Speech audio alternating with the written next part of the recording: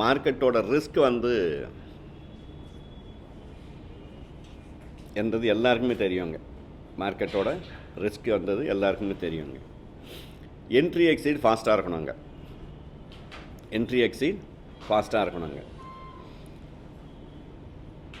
Market எவ்வளோ தூரம் போகுமன்றதுக்கு ஒரு கணக்கு இருக்குங்க. இன்றைக்கி நிஃப்டி நீங்கள் வாங்கினீங்கன்னா அது எவ்வளோ தூரம் போகுமன்றதுக்கு ஒரு கணக்கு இருக்குங்க. அந்த கணக்கெல்லாம் நம்ம பார்ப்போம். ஆனால் மார்க்கெட்டோட கணக்கு வேறு, நம்மளோட கணக்கு வேறு. நமக்கு என்ன தேவை அதை ஃபஸ்ட்டு ஃபிக்ஸ் பண்ணணுங்க. மார்க்கெட் எவ்வளோ தூரம் போகும்ன்ற கணக்குக்கு பதில் நமக்கு என்ன தேவைன்றதை ஃபிக்ஸ் பண்ணிடணுங்க. உங்களுக்கு தேவையான பணம் கிடச்சிருச்சின்னு வச்சிங்களேன், சிஸ்டம் க்ளோஸ் பண்ணி ஆகணுங்க.